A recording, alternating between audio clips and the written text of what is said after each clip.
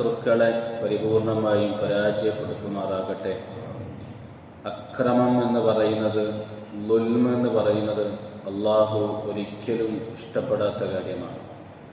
അള്ളാഹു സ്വന്തത്തിനും അത് നിരോധിച്ചിട്ടുണ്ട്. സൃഷ്ടികൾക്കിടയിലും അള്ളാഹു തആല അക്രമം പാടില്ല എന്ന് അള്ളാഹു പറയുന്നുണ്ട്. ളുൽമ് പാടില്ല എന്ന് അള്ളാഹു തആല പറയുന്നുണ്ട്. ഒരു ഖുദ്സിയായ ഹദീസിലൂടെ, മുസ്ലിം റിപ്പോർട്ട് ചെയ്യുന്ന ഹദീസിലൂടെ അള്ളാഹുവിൻ്റെ റസൂൽ സല്ലല്ലാഹു അലൈഹി വസല്ലമയുടെ നാവിലൂടെ വന്ന ഒരു വചനം, അള്ളാഹു പറയാണ്, യാ ഇബാദി, എൻ്റെ അടിമകളെ, ഇന്നി ഹറംതു ളുൽമ അലാ നഫ്സി, അക്രമം, ളുൽമ് ഞാൻ എൻ്റെ ദാത്തിൻ്റെ മേൽ, എൻ്റെ അസ്തിത്വത്തിൻ്റെ മേൽ, എൻ്റെ മേൽ ഞാൻ അത് നിഷിദ്ധമാക്കിയിരിക്കുന്നു, ഹറാമാക്കിയിരിക്കുന്നു. ഇന്നല്ലാഹ ലാ യദ്ലിമു മിസ്ഖാല ദർറ, അല്ലാഹു തആല ഖുർആനിൽ പറയുന്നുണ്ട്, തീർച്ചയായും അല്ലാഹു ഒരു അണു അക്രമം, ളുൽമ് ഒരാളോടും കാണിക്കുകയില്ല. എല്ലാവരോടും അദ്ലോടുകൂടി, നീതിയോട് കൂടിയിട്ടായിരിക്കും അല്ലാഹു തആല പെരുമാറുക. ഒരാളെയും അല്ലാഹു തആല ആക്രമിക്കുകയില്ല, ളുൽമ് ചെയ്യുകയില്ല. എന്നിട്ട് നബി തങ്ങൾ പറഞ്ഞു, അല്ലാഹു തആല പറഞ്ഞു, വജഅൽതു ബൈനകും മുഹറമ, ഞാൻ നിങ്ങൾക്കിടയിലും പരസ്പരം അക്രമം പാടില്ല എന്നുള്ള കാര്യത്തെ, നിയമത്തെ നിർബന്ധമാക്കിയിരിക്കുന്നു. അതുകൊണ്ട് ഫലാ തളാലമു, നിങ്ങൾ പരസ്പരം ളാലിമീങ്ങളാകാൻ പാടില്ല, പരസ്പരം നിങ്ങൾ ളുൽമ് കാണിക്കുന്നവരാകാൻ പാടില്ല, അക്രമം കാണിക്കുന്നവരാകാൻ പാടില്ല.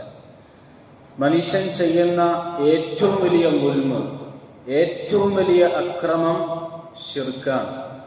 ലുഖ്മാൻ അലൈഹിസ്സലാം തൻ്റെ മകനെ വസിയത്ത് ചെയ്യുന്ന, ഉപദേശിക്കുന്ന ഭാഗം ഖുർആൻ ഇങ്ങനെ വിശദീകരിക്കുന്നുണ്ട്. ലുഖ്മാൻ അലൈഹിസ്സലാം തൻ്റെ മകനോട് പറഞ്ഞ സന്ദർഭം, വഹുവ യഇലുഹു, മക്കളെ ഉപദേശിക്കുകയാണ്, പറയുകയാണ്, യാ ബുനൈ, എൻ്റെ കൊച്ചുമകനെ, ലാ തുശ്രിക് ബില്ലാഹ്, അള്ളാഹുവിനോട് ഒന്നിനെയും പങ്കു ചേർക്കരുത്. അള്ളാഹുവിൻ്റെ വഹദാനിയത്തിനെ നീ അംഗീകരിക്കണം. അള്ളാഹു ഏകനാണ്. അള്ളാഹുവിൻ്റെ ജിസ്മ്, അള്ളാഹുവിൻ്റെ ദാത്ത്, ആ ദാത്ത് അള്ളാഹു ഏകനാണ്. അള്ളാഹുവിൻ്റെ സിഫാത്തുകളിൽ അള്ളാഹു ഏകനാണ്. അള്ളാഹുവിനെ പോലെ പ്രവർത്തിക്കുന്ന ഒരാളും ഈ ലോകത്തില്ല. അള്ളാഹുവിനെ പോലെ ഒരു സൃഷ്ടിയും ലോകത്തില്ല. അള്ളാഹുവിൻ്റെ എല്ലാ സിഫാത്തുകളിലും, അത് ഖാലിഖ് എന്നുള്ള സിഫത്താകട്ടെ, അത് ഖാദിർ എന്നുള്ള സിഫത്താകട്ടെ, അള്ളാഹുവിനെ പോലെ ഒരു സൃഷ്ടിയില്ല ആ സിഫത്തുകളിൽ. അള്ളാഹു എല്ലാത്തിനും കഴിവുള്ളവനാണ്. ആ അള്ളാഹുവിലേക്ക് അള്ളാഹുവിനെ പോലെ കഴിവുകളോ സിഫത്തുകളോ മറ്റ് സൃഷ്ടികൾക്ക് ചാർത്തുക, കൊടുക്കുക എന്ന് പറയുന്നത് ഏറ്റവും വലിയ ളുൽമാണ്, ഏറ്റവും വലിയ അക്രമമാണ്. അതുകൊണ്ട് മോനെ, നീ അള്ളാഹുവിനോട് ശിർക്ക് വെക്കരുത്. നിനക്ക് ജന്മം നൽകിയ, നിന്നെ ഈ ലോകത്തേക്ക് സൃഷ്ടിച്ചയച്ച, നിനക്ക് നല്ല മാതാപിതാക്കളെ തന്ന, നിനക്ക് സന്താനങ്ങൾ തന്ന, നിനക്ക് വീട് തന്ന, നിനക്ക് എല്ലാ അനുഗ്രഹങ്ങളും തന്ന, ആരോഗ്യം തന്ന, ഇങ്ങനെ എണ്ണിയാൽ ഒടുങ്ങാത്ത നിഅമത്തുകൾ തന്ന ആ അള്ളാഹുവിനോട് നീ പങ്കു ചേർക്കരുത്.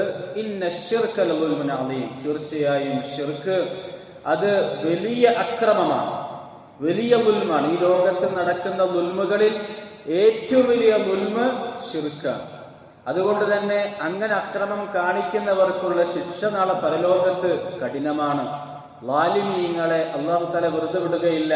അള്ളാഹു ശിക്ഷിക്കുന്നത് പോലെ ലോകത്തുള്ള ഒരു സൃഷ്ടികളും ശിക്ഷിക്കുകയില്ല എന്നാണ്. ശിർക്ക് ജീവിതത്തിൽ ഉണ്ടായി കഴിഞ്ഞാൽ പിന്നെ എത്ര സാലിഹായ അമലുകൾ ചെയ്താലും ലയഹ്ബതന്ന അമലുക്, മുഴുവൻ അമലുകളും അത് പൊളിഞ്ഞു പോകും, നഷ്ടവാളികളിൽ പെട്ടുപോകുമെന്ന് പരിശുദ്ധ ഖുർആൻ പറയാണ്. അപ്പൊ അള്ളാഹുവിനോടുള്ള ളുൽമ് ശിർക്കാണ്. രണ്ടാമത്തെ ളുൽമ് എന്ന് പറയുന്നത് സൃഷ്ടികളോടുള്ള ളുൽമാണ്, സൃഷ്ടികളോടുള്ള അക്രമമാണ്. അതിന് അല്ലാഹു തആല ദുനിയാവിലും വേദനാജനകമായ ശിക്ഷ, നാളെ പരലോകത്തും അതിന്റെ ശിക്ഷ ഉണ്ടാകുമെന്ന് ഖുർആൻ പറയാണ്. ദുനിയാവിൽ അല്ലാഹു തആല വലിയ നാശങ്ങൾ നൽകും.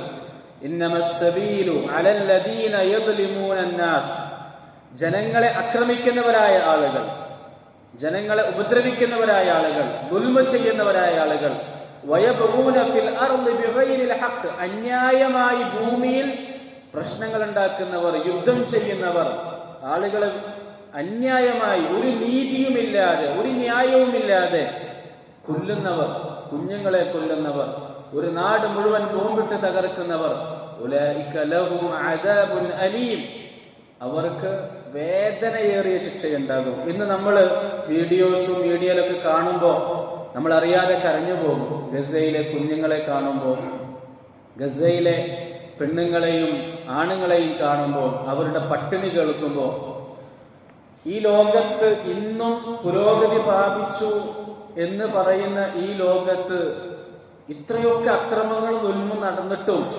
നമ്മുടെ നാട്ടിലുള്ള നല്ലൊരു വിഭാഗം ആളുകൾ അതിനെ സപ്പോർട്ട് ചെയ്യുന്നവരുണ്ടെന്ന് അറിയുമ്പോൾ ഇവരുടെയൊക്കെ മാനസികാവസ്ഥ എന്താണ്? ഇത്രയും വലിയ ദുൽമ്, അക്രമം ലോകത്ത് നടക്കുമ്പോൾ അതിനെ മൗനത്തോടുകൂടി മിണ്ടാതെ അതിനെ സപ്പോർട്ട് ചെയ്യുന്നവർ, അവരുടെ മാനസികമായ അവസ്ഥ, എന്ത് കരുണയാണ് അവരുടെ ജീവിതത്തിലുള്ളത്, എന്ത് റഹ്മത്താണ് അവരുടെ ജീവിതത്തിലുള്ളത്. ഇത് ചെയ്യുന്നവരായ ആളുകൾ ഒരു തെറ്റും ചെയ്യാത്ത, ഇന്ന് പ്രസവിച്ച കുഞ്ഞ് നാളെ ഷഹീദാക്കപ്പെടുന്നു, പട്ടിണി കിടന്ന് മരിക്കുന്നു. വളരെ ദയനീയമായ കാഴ്ചകൾ നമ്മൾ കാണുമ്പോൾ ഇതൊക്കെ ചെയ്യുന്നവരായ ആളുകൾ എത്ര വലിയ ലാലിമീങ്ങളാണ്. ഇവർക്ക് ഹൃദയമുണ്ടോ, പച്ചക്കരളുണ്ടോ എന്നൊക്കെ ചിന്തിക്കുന്ന തരത്തിൽ ദുൽമ ചെയ്യുന്നവരായ ആളുകൾ. എന്തെങ്കിലും ന്യായമുണ്ടോ?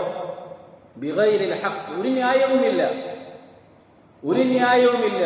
സ്വന്തം അധികാരം അത് പിടിച്ചു നിർത്താൻ വേണ്ടി ദുൽമ കാണിക്കുന്നവരായ ആളുകൾ ഇന്ന് നമ്മൾ കരയാണ്.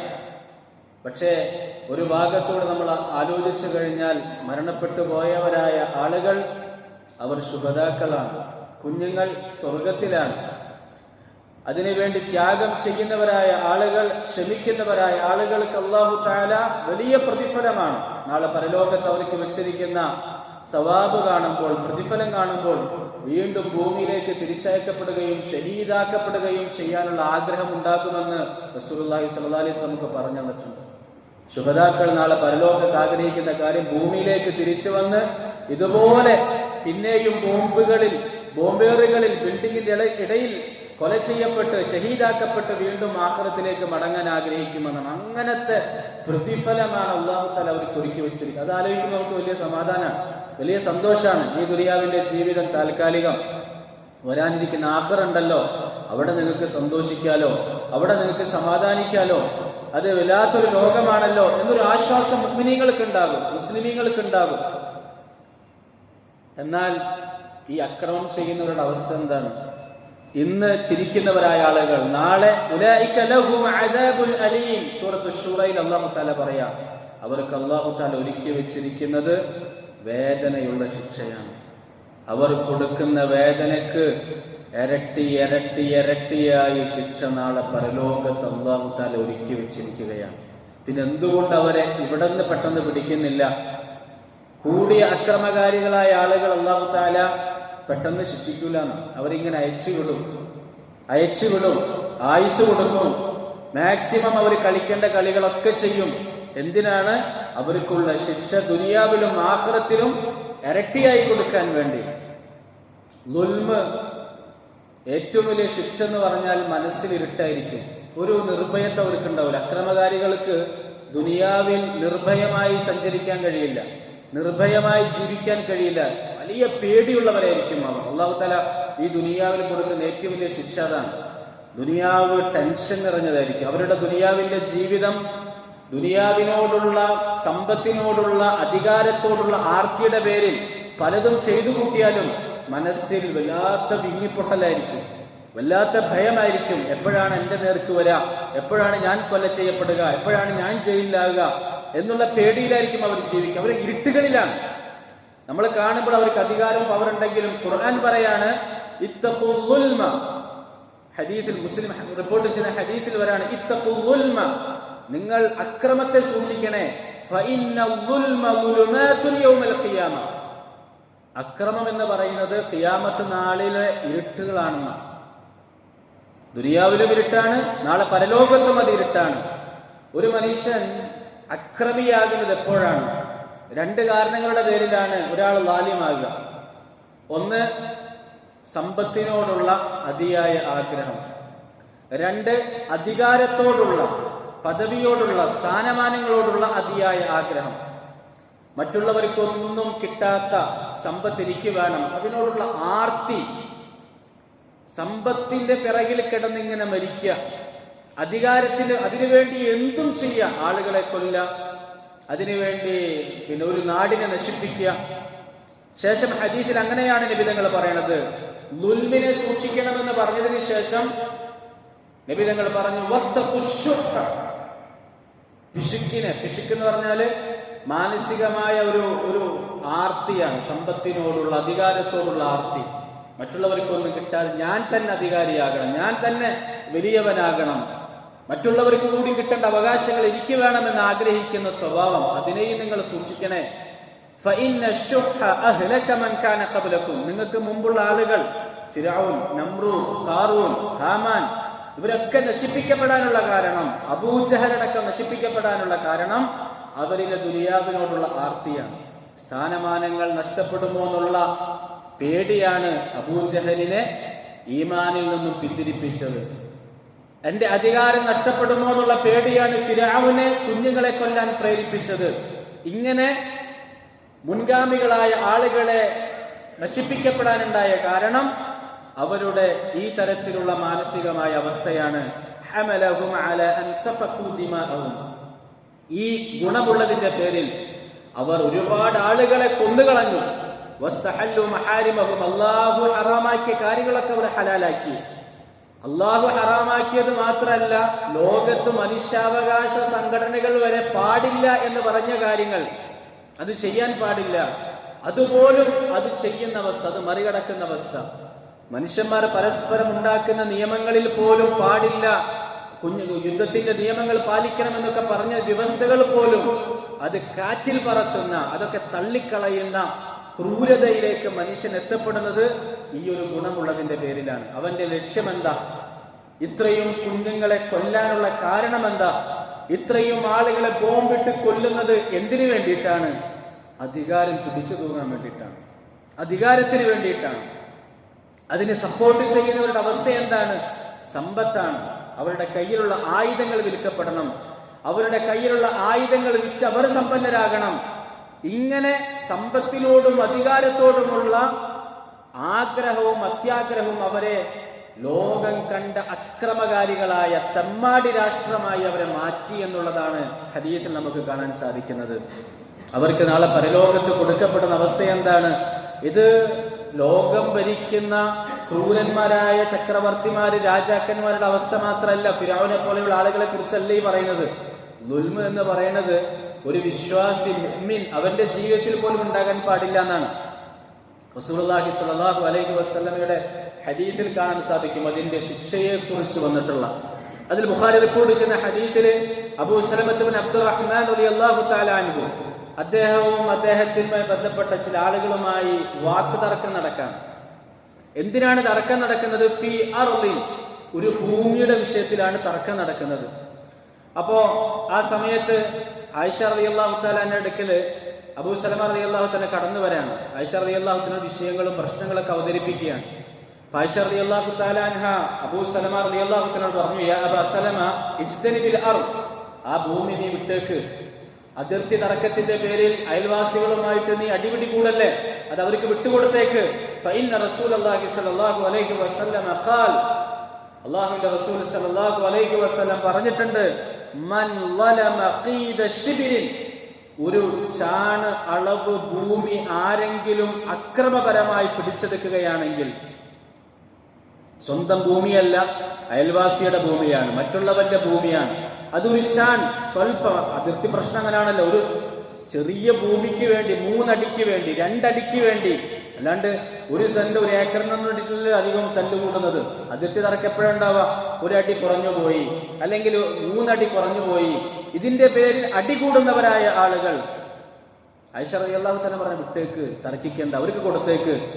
ആരെങ്കിലും അക്രമപരമായിട്ട് അന്യന്റെ ഭൂമി പിടിച്ചെടുത്തു കഴിഞ്ഞാൽ, ഞാൻ നിബിധങ്ങളിൽ നിന്ന് കേട്ടിട്ടുണ്ട്, തുവ്യഖഹു മിൻ സബഇ അർളീൻ, അവൻ ജീവിക്കുന്ന ഭൂമി, ആ ആക്രമിച്ചെടുത്ത ഭൂമിയും അതിന്റെ താഴത്തോട്ടുള്ള 7 ഭൂമിയും നാളെ പരലോകത്ത് അവൻ വരുമ്പോ മാലയായി അവന്റെ കഴുത്തിൽ അണിയിക്കപ്പെടുമെന്നാണ്. ഈ ഹദീസിനെ വിശദീകരിക്കുന്ന പല രീതിയിലും വിശദീകരിക്കുന്നുണ്ട്. ഭൂമിയിലായി താഴ്ത്തപ്പെടുമെന്നും അല്ലെങ്കിൽ അത്രത്തോളം ഭാരം അവന്റെ കഴുത്തിൽ ചുമത്തപ്പെടുമെന്നൊക്കെ തരത്തിൽ ഹദീസുകളെ വിശദീകരിക്കുന്നുണ്ട്. ഇതൊരു മുസ്ലിം ചെയ്തു കഴിഞ്ഞാൽ കൊടുക്കുന്ന ശിക്ഷയാണ്.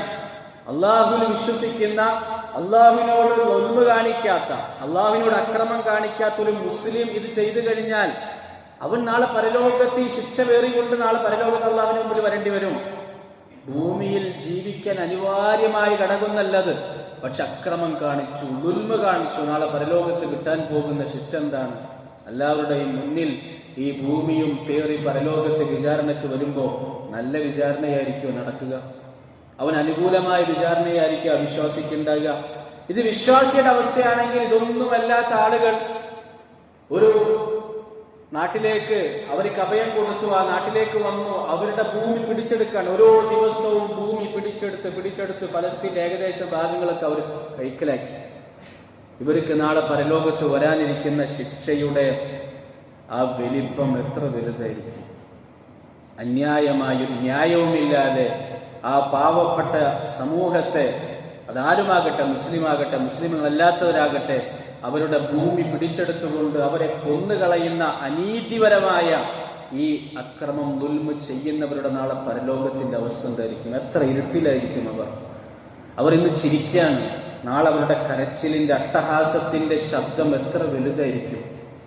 ഈ താൽക്കാലികമായ സുഖത്തിന് വേണ്ടി, അധികാരത്തിന് വേണ്ടി അവർ ഈ കൊല്ലാകൊല ചെയ്യുമ്പോൾ നാളെ പരലോകത്ത് അവർ അനുഭവിക്കാൻ പോകുന്ന വേദന എത്ര വലുതായിരിക്കും! അത് മാത്രമല്ലല്ലോ, ഇവരുടെ ഏറ്റവും വലിയ ദൗർഭാഗ്യം നോക്കി എത്ര ബദ്ദുആണ് ഇവർക്ക് കിട്ടുന്നത്. ആരെങ്കിലും ഇവർക്ക് നല്ലതിനു വേണ്ടി പ്രാർത്ഥിക്കുന്നുണ്ടോ? ഫലസ്തീനിൽ ഷഹീദാക്കപ്പെടുന്ന ഓരോരുത്തർക്കും വേണ്ടി ദുആകൾ ലോകത്തിന്റെ നാനാഭാഗത്തു നിന്നും അള്ളാഹുവിലേക്ക് ഉയർത്തപ്പെടുകയാണ്. അവരുടെ ആഖിറത്ത് എത്ര സന്തോഷകരമായിരിക്കും! എന്നാൽ ഈ അക്രമികളായ ആളുകൾക്ക് വേണ്ടി ലോക ചരിത്രത്തിൽ അവരെ എങ്ങനെയാണ് സ്മരിക്കപ്പെടുന്നത്?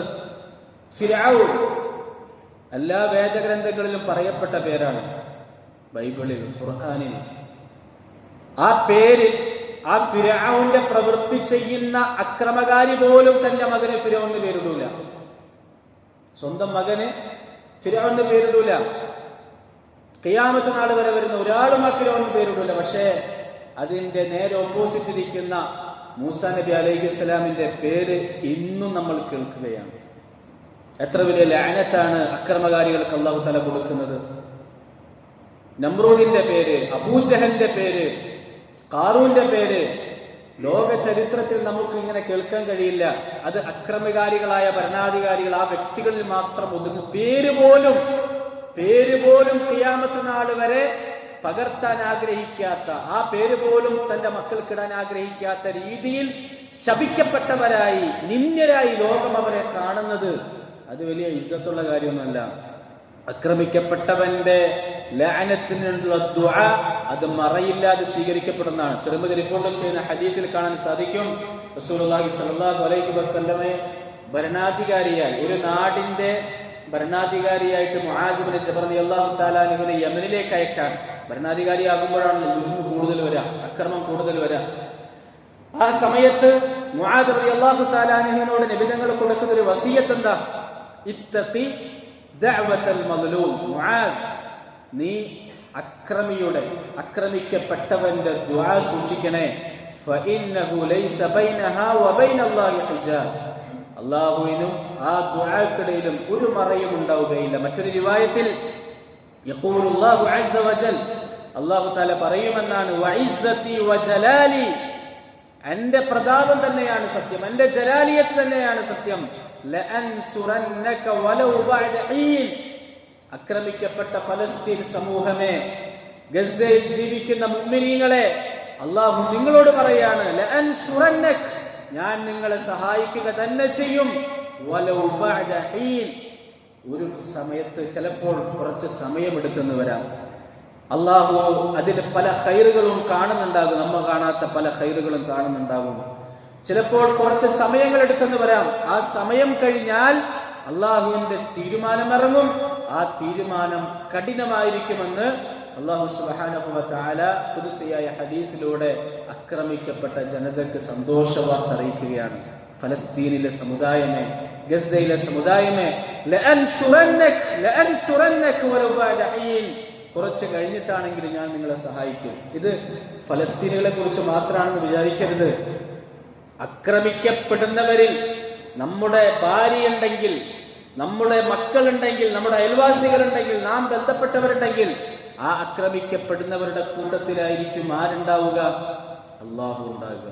അവിടെ അവൻ വിശ്വാസിയാണോ അവിശ്വാസിയാണോ എന്നൊന്നും അല്ലാഹു നോക്കൂല. അവൻ ആക്രമിക്കപ്പെട്ടവനാണോ, അവൻ കാഫിറാണെങ്കിലും അവന്റെ കൂടെയായിരിക്കും അല്ലാഹു നിലയുറപ്പിക്കുക.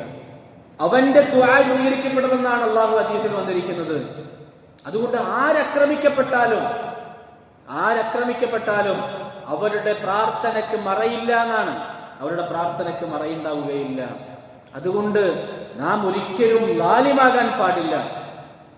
നമ്മുടെ ബിസിനസ്സിൽ, നമ്മുടെ ഇടപാടുകളിൽ, കൊടുക്കൽ വാങ്ങലുകളിൽ ഒരാളെയും നമ്മൾ പറ്റിക്കരുത്, ഒരാളെയും നമ്മൾ വഞ്ചിക്കരുത്, ഒരാളെയും നമ്മൾ തട്ടിപ്പ് നടത്തരുത്. നമ്മൾ അങ്ങനെയൊക്കെ ചെയ്തു കഴിഞ്ഞാൽ നമ്മൾ ലാലിമായി. അറിയാതെ അവന്റെ ഭാഗത്തുനിന്ന് വലിയ ബദ്ദുആ നമുക്കെതിരെ വന്നു കഴിഞ്ഞാൽ അത് സ്വീകരിക്കപ്പെടും.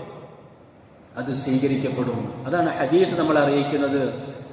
നമുക്കെതിരെ അവർ ദുആ ചെയ്തു, ആ ദുആ സ്വീകരിക്കപ്പെടും.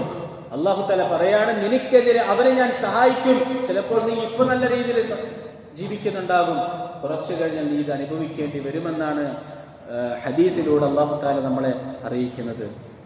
ഇത് ഏതെങ്കിലും ജൂതന്മാരുടെ അല്ലെങ്കിൽ സിയനിസ്റ്റുകളുടെ വിഷയമല്ല, നമ്മുടെ വിഷയം കൂടിയാണ്. നമ്മൾ ഒരിക്കലും ലാലിമീങ്ങളാകാൻ പാടില്ല. നമ്മുടെ പാർട്ട്ണറെ നമ്മൾ വഞ്ചിക്കാൻ പാടില്ല. നമ്മുടെ കീഴിൽ ജോലി ചെയ്യുന്നവരെ നമ്മൾ ദുൽമ ചെയ്യാൻ പാടില്ല, ഉപദ്രവിക്കാൻ പാടില്ല. നമ്മുടെ സ്വന്തം മാതാപിതാക്കളെ വൃദ്ധസദനങ്ങളിൽ കൊണ്ടുപോയി നമ്മൾ ആക്കരുത്. ഓൾഡ് ഏജ് ഹോമുകൾ എന്ന് വർദ്ധിച്ചുകൊണ്ടിരിക്കുകയാണ്. അവിടങ്ങളിലേക്ക് നമ്മുടെ മാതാപിതാക്കൾ, നമ്മൾ അവിടെ പോയി കഴിഞ്ഞാൽ മുഅ്മിനീങ്ങളുടെ മാതാപിതാക്കൾ അവിടെ കാണാൻ സാധിക്കും. വിശ്വാസികളുടെ മാതാപിതാക്കൾ. നമ്മുടെ നാടുകളിലുള്ള വൃദ്ധസദനങ്ങൾ മാതാപിതാക്കളെ അവിടെ കൊണ്ടാക്കുകയാണ്. എത്ര വലിയ ദുൽമാണ്! അള്ളാഹുവിനോട് ചെയ്യുന്ന ശിർക്കാണ് ദുൽമെങ്കിൽ അള്ളാഹുവിനോട് ശിർക്ക് വെക്കരുത്, അള്ളാഹുവിന്റെ വഹദാനിയത്തിന് അംഗീകരിക്കണമെന്ന് പറഞ്ഞ സ്ഥലങ്ങളിലൊക്കെ മാതാപിതാക്കളെ ചേർത്ത് പറയുന്നുണ്ട്. അവരോടുള്ള ആദരവ്, അവരോട് നിങ്ങൾ ധിക്കാരപൂർവ്വം പ്രവർത്തിക്കരുത്, അവരോട് നിങ്ങൾ കരുണ കാണിക്കണം, റഹ്മത്തിന്റെ ചിറക് വിരിച്ചു കൊടുക്കണം, അവരോട് ധിക്കാരത്തോടുകൂടി നിങ്ങൾ സംസാരിക്കരുത്. പ്രായമാകും തോറും നിങ്ങൾക്ക് അവർ ഭാരമായിട്ട് മാറരുത്.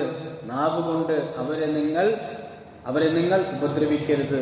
നിങ്ങളുടെ പെരുമാറ്റം, നിങ്ങളുടെ സ്വഭാവം, നിങ്ങളുടെ ഉപ്പയോടും ഉമ്മയോടും അത് മോശമാകരുത്. അങ്ങനെ ആയിക്കഴിഞ്ഞാൽ നിങ്ങൾ സ്വന്തം ഉപ്പയോട് വാലിമാകും. ആക്രമിക്കപ്പെട്ടതാരായിട്ട് മാറും? നിങ്ങൾക്ക് ജന്മം നൽകിയ ഉമ്മയാകും, നിങ്ങൾക്ക് ജന്മം നൽകിയ ഉപ്പയാകും. എത്ര വലിയ ദൗർഭാഗ്യകരമാണ് സ്വന്തം ഉപ്പയും ഉമ്മയും മകനാൽ ദ്രോഹിക്കപ്പെടുക എന്നുള്ളത്. അത് വാക്കുകൊണ്ടാകട്ടെ, നോട്ടം കൊണ്ടാകട്ടെ, പെരുമാറ്റം കൊണ്ടാകട്ടെ, അവർക്ക് എന്തും പറയാം. അതിനുള്ള അധികാരം അല്ലാഹു തആല അവർക്ക് കൊടുത്തിട്ടുണ്ട്. നമ്മൾ മക്കളാണ്, ക്ഷമിക്കണം, അവരെ പൊന്നുപോലെ നോക്കണം, മരണം വരെ ചേർത്ത് പിടിക്കണം. നമ്മുടെ വാക്ക് കാരണം, നമ്മുടെ മോശമായ പെരുമാറ്റം കാരണം അവരുടെ കണ്ണിൽ നിന്ന് ഒരിറ്റ് കണ്ണുനീർ തുള്ളി വരാൻ പാടില്ല. പ്രിയമുള്ളവർ, എത്ര പ്രായമായവരാണെങ്കിലും നമുക്ക് ആ വേദന തിരിച്ചറിയുന്നത് നമ്മുടെ ഉപ്പയും ഉമ്മയും നഷ്ടപ്പെടുന്ന ദിവസമായിരിക്കും. അതുവരെ നമ്മളെ ചീത്ത പറഞ്ഞിരുന്ന, നമ്മളെ വഴക്ക് പറഞ്ഞിരുന്ന, നമ്മളോട് കാർക്കശ്യത്തോടു കൂടി പെരുമാറിയിരുന്ന നമ്മുടെ മാതാപിതാക്കൾ അവർ ഒരു ദിവസം നഷ്ടപ്പെടുമ്പോൾ അങ്ങനെ പറയാൻ ആളില്ലാത്തൊരവസ്ഥ വരുന്ന ഘട്ടം നമ്മൾ ഏറ്റവും കൂടുതൽ വേദനിക്കുന്ന സമയം അതായിരിക്കും. നമ്മൾ ഏറ്റവും കൂടുതൽ ദുഃഖിക്കുന്നത് ആ സന്ദർഭമായിരിക്കും. അന്ന് ദുഃഖിച്ചിട്ടെന്ത് കാര്യം, അന്ന് വ്യസനിച്ചിട്ടെന്ത് കാര്യം? ജീവിക്കുന്ന സമയത്ത് മാതാപിതാക്കളെ കാണാതെ, മാതാപിതാക്കളെ നോക്കാതെ മരണപ്പെട്ടതിന് ശേഷം അവരെ കുറിച്ച് പറഞ്ഞിട്ട് എന്ത് കാര്യം? ഇന്ന് വൃദ്ധസദനങ്ങളിൽ, ഓൾഡ് ഏജ് ഹോമുകളിലൊക്കെ മാതാപിതാക്കളെ കൊണ്ടാക്കുന്ന പ്രവണത വർദ്ധിച്ചുകൊണ്ടിരിക്കുകയാണ്. നബി സല്ലല്ലാഹു അലൈഹി വസല്ലം പറയുന്നുണ്ട്, അൽ ബറകതു മഅ അകാബിരിഹിം. അൽ ബറക, നിങ്ങളുടെ വീട്ടിൽ ഐശ്വര്യം നിങ്ങളുടെ വീടുകളിൽ വൃദ്ധരായ മാതാപിതാക്കൾ ഉണ്ടാകുമ്പോഴാണ്. അവരുടെ മാതാപിതാക്കൾ ഉണ്ടാകുമ്പോഴാണ്. നിങ്ങളുടെ വല്യമ്മ, വല്യപ്പ, ഉപ്പയുടെ ഉപ്പ, ഉമ്മയുടെ ഉമ്മ നിങ്ങളുടെ വീട്ടിലുണ്ടാകുന്നത് നിങ്ങളുടെ വീട്ടിനൊരു ബർക്കത്താണ്, ഐശ്വര്യമാണ്. ഇന്ന് മക്കൾ വിചാരിക്കുന്നത് നമ്മുടെ കൂട്ടുകാർ കയറി വരുമ്പോൾ എൻ്റെ മാതാപിതാക്കൾ മുമ്പിലുണ്ടാകാൻ പാടില്ല, അവരുടെ ചുക്കിച്ചൊളിഞ്ഞ തൊലിയും അവരുടെ ആ ആരോഗ്യപരമായ അവസ്ഥയൊന്നും എൻ്റെ കൂട്ടുകാർ കാണരുത്, എൻ്റെ സ്റ്റാറ്റസിന് കുറവാണ്. നബി സല്ലല്ലാഹു അലൈഹി വസല്ലം പറഞ്ഞു, അൽ ബറക്കത്തു മഅ അകാബിരിഹിം, വീട്ടിലെ ഐശ്വര്യം, വീട്ടിലെ ബറക്കത്ത്, ജീവിതത്തിലെ ബറക്കത്ത്, നമ്മുടെ ബിസിനസ്സിലെ ബറക്കത്ത്, പ്രിയമുള്ളവരെ, നമ്മുടെ കൂടെ നമ്മുടെ മാതാപിതാക്കൾ ഉണ്ടാകുമ്പോഴാണ്, ഉപ്പയും ഉമ്മയും ഉണ്ടാകുമ്പോഴാണ്.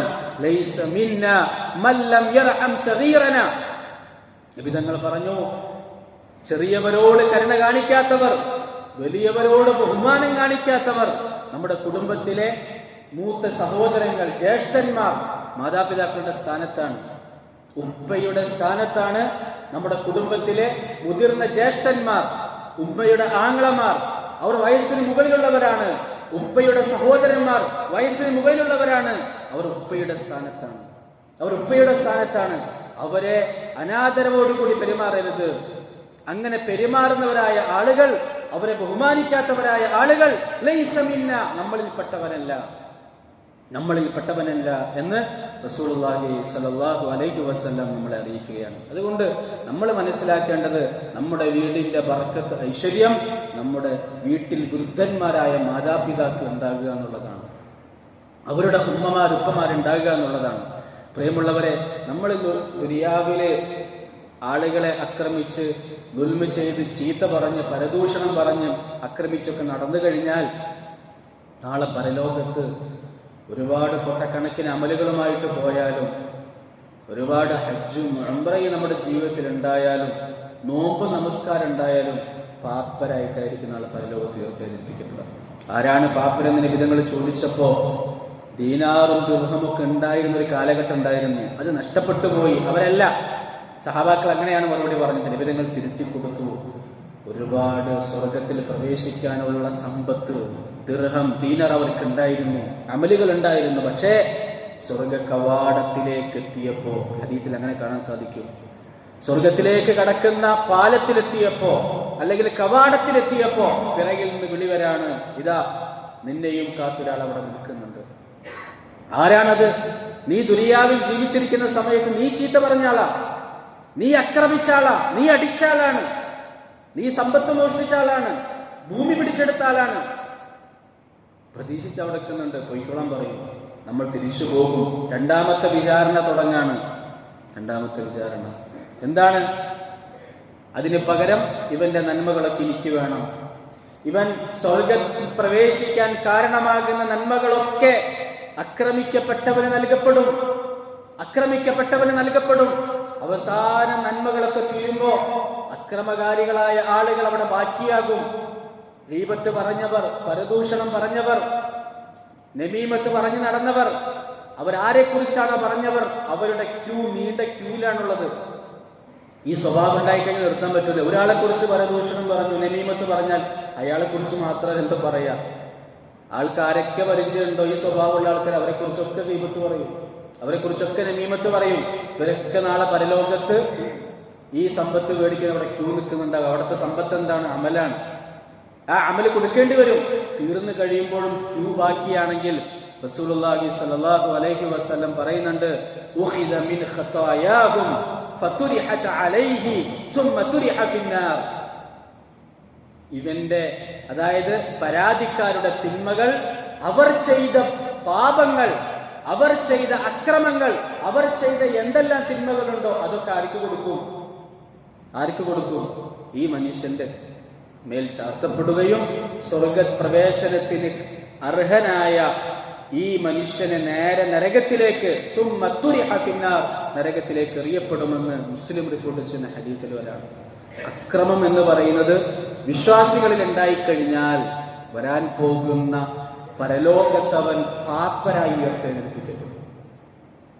പാവപ്പെട്ടവനായി, അഥവാ സ്വർഗത്തിൽ പ്രവേശിക്കാൻ അമലുകൾ ഉണ്ടായിട്ടും പ്രവേശിക്കാൻ പറ്റാത്ത അവസ്ഥയിൽ അവൻ നഖം കടിക്കേണ്ട ദയനീയമായ അവസ്ഥ ഉണ്ടാകും. അക്രമം ദുൽമ ചെയ്യുന്നത് ചിലപ്പോ സമ്പത്തുള്ളതിന്റെ പേരിൽ, മുൻഗാമികളായ അങ്ങനെയുള്ള ആളുകളെ കുറിച്ച് ഖുർആൻ പറയുന്നുണ്ട്, ചിലപ്പോൾ സമ്പത്തും അധികാരമുള്ളതിന്റെ പേരിലായിരിക്കും. അങ്ങനെ സമ്പത്തുള്ള ആളെ കുറിച്ച് ഖുർആൻ പറയുന്നുണ്ട്. സമ്പത്തിന്റെ പേരിൽ അഹങ്കരിച്ചവരായ ആളുകൾ, ദുൽമ കാണിച്ചവരായ ആളുകൾ. ഇന്ന ഖാറൂനെ കുറിച്ച് ഖുർആൻ പറയുന്നുണ്ട്, ഫബഗാ അലൈഹിം, അവൻ അക്രമം കാണിച്ചു, ദുൽമ കാണിച്ചു. അവനക്ക് ഒരുപാട് സമ്പത്തുണ്ടായിരുന്നു, വലിയൊരു സംഘം ചുമക്കുന്ന സമ്പത്തുണ്ടായിരുന്നു. ആ സമ്പത്തിന്റെ കണക്ക് നോക്കുന്നവരായ പ്രൈവറ്റ് സെക്രട്ടറിമാർ 70ഓളം ആളുകൾ ഉണ്ടായിരുന്നു. അത്രയും വലിയ സമ്പത്ത്, ലക്ഷക്കണക്കിന് ശമ്പളം കൊടുക്കുന്ന ജോലിക്കാരുണ്ടായിട്ടും ആ സമ്പത്തോടുകൂടി, അവന്റെ കൊട്ടാരത്തോടുകൂടി അവനടക്കം ഭൂമിയിലേക്ക് അല്ലാഹു തആല താഴ്ത്തുന്നതാണ്. ഇങ്ങനെ അക്രമം ചെയ്യുന്നവരായ ആളുകൾ അല്ലാഹു സുബ്ഹാനഹു വ തആല പരസ്യമായിട്ട് മാതൃകാപരമായി ശിക്ഷിക്കുന്നതാണ്. ഫഖസഫ്നാ ബിഹി വബിദാരിഹിൽ അർദ്, അവനെയും അവന്റെ കൊട്ടാരത്തെയും നാം ഭൂമിയിലേക്ക് താഴ്ത്തി. ഇങ്ങനെ ഇന്നും അങ്ങനെയുള്ള വലിയ വലിയ സമ്പന്നരായ ആളുകളുണ്ട്. അവരുടെ സമ്പത്തിന്റെ നല്ലൊരു വിഹിതം ഈ ഗസയിലെയും ഫലസ്തീനിലെയും മുസ്ലിമീങ്ങളെ ബോംബിട്ട് തകർക്കാൻ വേണ്ടിയിട്ട് അവരുടെ ഷെയർ മാറ്റപ്പെടുന്നു. വലിയ സമ്പന്നരാണ് അവർ. അവരുടെ വസ്തുക്കൾ ലോകം മുഴുവനും വിറ്റഴിക്കപ്പെടുന്നുണ്ട്. പക്ഷേ അവരുടെ സമ്പത്തിന്റെ നല്ലൊരു വിഭാഗം ഫബഗാ അലൈഹിം, ഖുർആൻ പറഞ്ഞതുപോലെ അക്രമത്തിന് വേണ്ടി ഉപയോഗിക്കപ്പെടുന്നവരാണെങ്കിൽ അവരുടെ സമ്പത്ത് അവർക്ക് തന്നെ എതിരാകും. അവരെ അല്ലാഹു തആല ശിക്ഷിക്കും. അതെങ്ങനെയാണ് ശിക്ഷിക്കുക എന്നുള്ളത് അല്ലാഹുവിന് മാത്രമേ അറിയുള്ളൂ. രണ്ടാമത്തെ വിഭാഗം സമ്പത്ത് കൊണ്ടും അധികാരം കൊണ്ടും ദുൽമ ചെയ്യുന്നവരായ ആളുകൾ. അവരിൽപ്പെട്ടവരെ കുറിച്ച് ഖുർആൻ പറയുന്നത് ഫിർഔനാണ്. ഫിർഔൻ, അവർക്ക് സമ്പത്തുണ്ടായിരുന്നു, അധികാരവും ഉണ്ടായിരുന്നു. അലാ ഫിൽ അർദ് വജഅല അഹ്ലഹാ ശിയഅ, ഭൂമിയിൽ അഹങ്കരിച്ചു, ആളുകളെ പല ഗ്രൂപ്പുകളാക്കി. എന്തിനു വേണ്ടിയിട്ടാണ്? അധികാരം നിലനിർത്താൻ വേണ്ടി. അതിനുവേണ്ടി കുഞ്ഞുങ്ങളെ കൊന്നുകളഞ്ഞു. അവന്റെ അധികാരം നിലനിർത്താൻ വേണ്ടി അവൻ അഹങ്കരിച്ചു. ബിഗൈരിൽ ഹഖ്, അന്യായമായി, ഒരു ന്യായവുമില്ല. എന്താണ് ന്യായം? അവന്റെ അധികാരം നിലനിൽക്കണം. ഇത് നഷ്ടപ്പെട്ടു പോയി കഴിഞ്ഞാൽ ഞാൻ പരാജിതനാകും, ഞാൻ ജയിലിലാകേണ്ടി വരും. വളന്നു അന്നഹും ഇലൈനാ ലാ യുർജഊൻ, അവർ വിചാരിച്ചു ഒരിക്കലും നമ്മൾ തിരിച്ചു മടക്കപ്പെടുകയില്ല എന്ന്. അല്ലാഹു തആല അവരെയും ശിക്ഷിച്ചു. ഫഅഖദ്നാഹും ഫിൽ യം, അവരെ സമുദ്രത്തിലേക്ക് നാം വലിച്ചെറിഞ്ഞു. അവൻ എത്ര വലിയ രാജാവായിരുന്നു! സ്വർണ്ണ കട്ടിലായിരുന്നു അവൻ കടന്നിരുന്നത്. അവൻക്ക് നല്ല ശക്തനായ മന്ത്രി ഹാമാൻ ഉണ്ടായിരുന്നു, വലിയ സൈന്യമുണ്ടായിരുന്നു, അത്രയും വലിയ ഇന്റലിജൻസ് വിഭാഗം അവനുണ്ടായിരുന്നു. ഒരു കുഞ്ഞ് ജനിച്ചാൽ, അന്ന് ഇന്റർനെറ്റ് ഇല്ലാത്ത ആ കാലഘട്ടത്തിൽ കൊട്ടാരത്തിലേക്ക് കൃത്യമായി വാർത്ത അറിയിക്കപ്പെടുമായിരുന്നു. ഇത്രയും വലിയ അന്നത്തെ സംവിധാനങ്ങൾ ഉണ്ടായിരുന്ന ഫിർഔൻ 30 വർഷം, അതിൽ കൂടുതൽ വർഷം ബനൂ ഇസ്രായേലിനെ അക്രമത്തിനിരയാക്കി. അല്ലാഹു തആല അവസാനം ഇത്രയും വർഷങ്ങൾക്ക് ശേഷം വളരെ നീചമായ അന്ത്യം അല്ലാഹു സുബ്ഹാനഹു വ തആല അവർക്ക് നൽകിയെന്ന് പരിശുദ്ധ ഖുർആൻ പറയാണ്. പ്രിയമുള്ളവരെ, അത് അവർക്ക് മാത്രമല്ല, അവരെ പിന്തുടർന്ന് വരുന്ന ആരൊക്കെയുണ്ടോ, വഅത്ബഅനാഹും ഫീ ഹാദിഹി ദുനിയ ലഅന, ഫിർഔനെ കുറിച്ച് പറഞ്ഞതിന് ശേഷം അല്ലാഹു തആല പറഞ്ഞു, ഇവരെ പിന്തുടർന്നുകൊണ്ട് ചെയ്യുന്ന ആരെല്ലാം ഭരണാധികാരികളുണ്ടോ അവർക്കൊക്കെ ശാപം, ലഅനത്ത് ഞാൻ അവർക്ക് ദുനിയാവിൽ കൊടുക്കും. വയൗമൽ ഖിയാമത്തി ഹും മിനൽ മഖ്ബൂഈൻ, ഖിയാമത്ത് നാളിൽ അവർ വലിയ പരാജിതരിൽ പെട്ടുപോകുമെന്ന് പരിശുദ്ധ ഖുർആൻ പറയാണ്. അതുകൊണ്ട് നമ്മൾ ബാഹ്യമായി കാണുമ്പോൾ ലോകം മുഴുവനും അവരുടെ കൂടെയാണ് തെറ്റിദ്ധരിക്കേണ്ട, ശക്തി അവരുടെ കൂടെയാണ് തെറ്റിദ്ധരിക്കേണ്ട. ഇവരൊക്കെ നശിപ്പിക്കപ്പെടും. നാളെ പരലോകത്ത് കഠിനമായ വിചാരണ ഏൽക്കേണ്ടി വരും. ഇന്ന് ആക്രമിക്കപ്പെട്ടവർ പിന്നീട് അല്ലാഹു തആല അവരെ സഹായിക്കും. അത് ഖുർആൻ നമുക്ക് അല്ലാഹു തആല നൽകിയിരിക്കുന്ന വാഗ്ദാനമാണ്. ആ വാഗ്ദാനം